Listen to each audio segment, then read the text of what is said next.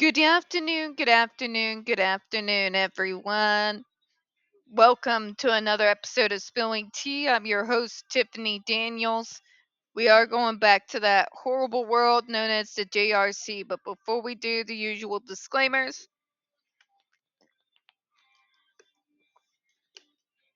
If you are unfamiliar with the Stop the Shocks campaign or the campaign against the troubled teen industry, you're going to find all the pertinent links right there in the description box.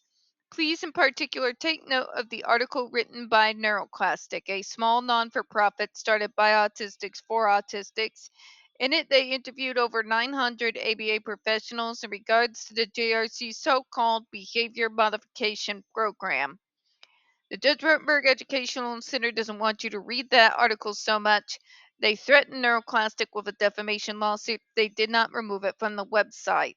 NeuroClastic refused, so you know the drill. Please read the article, share it on all your social media. Also included is NeuroClastic's public statement regards to the defamation lawsuit threat, as well as a link to their GoFundMe. We are crowdfunding just in case the JRC ever actually does see through with their threat. Trigger warning 1: when we discuss places like the Judge Rotenberg Educational Center and Agape Boarding School for Boys, you're going to hear vivid descriptions of and catch clips of surveillance footage of people with mental health issues and disabled people being tortured and abused. If you got young children present, please go ahead and use your headphones. Trigger warning 2: this channel is marked not for kids for a reason. We use profanity on occasion and speak on dark subjects. If your child is 16 and younger and they are watching this, very obviously parental supervision is very much advised. Alright, so where we left off. The particular case reports cited in the comment suffer from various other shortcomings that limit the ability to draw conclusions from their results regarding the effectiveness of these for SIB or AB. In other words, they're so ridiculously outdated that why are we even comparing this to current data? We're just wasting everyone's time. Perhaps most importantly, many subjects were given concomitant treatment such as a positive reinforcement or timeouts. Therefore, it is unclear how much, if anything, the use of ESDs contributed to the observed reductions in SIB or AB. In other words, they're saying we have no way of knowing whether it was the GED device being strapped and the kid being tortured is getting the results, or the other things that were being done that were more of the positive behavioral reinforcement was what was causing the reduction in behaviors. That's an interesting point.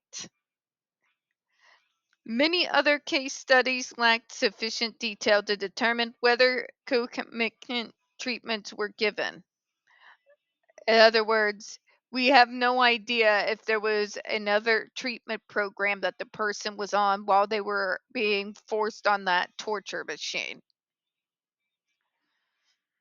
Other information is important to assessing ESD effectiveness was often missing, such as details regarding the subjects and their particular forms of SIB or AB, baseline behavior measurements, device output and electrode locations, and shock administration protocols. Also known as the JRC has no idea how to do their homework or conduct a proper scientific medical study.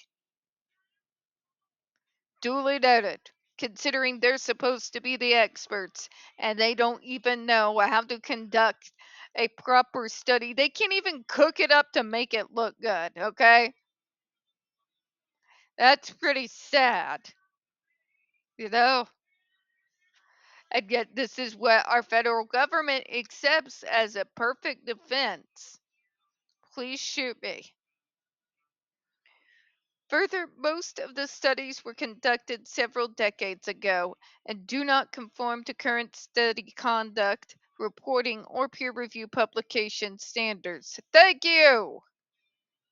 They don't even come remotely close to peer review standards these days.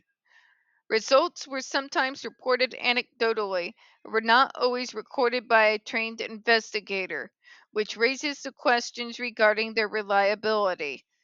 Ooh. So we don't know if you are just literally just making shit up or not. Nice.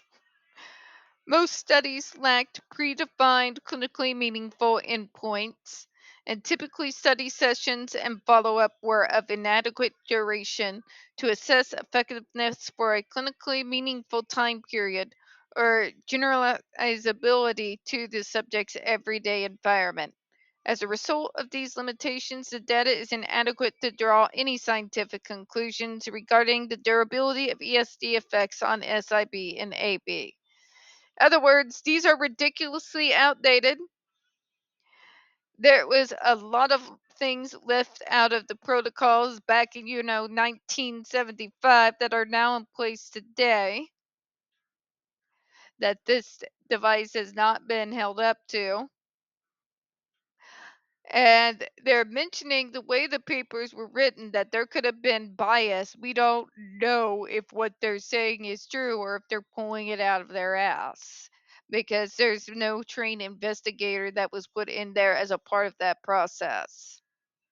Makes sense to me. The JRC does not know how to conduct a proper clinical study. The JRC also has no idea how to do its homework or paperwork. And that's just the beginning of their flaws, isn't it? We're going to go ahead and close on that. We don't get very many views on this channel. The few we do tend to get removed from time to time. If you could, please don't forget to hit the like button, hit subscribe, and don't forget to hit the comments. I appreciate your time. And as always, folks, we here at Spilling Tea hope you have a good one. I'll see you next time. Bye-bye, everyone.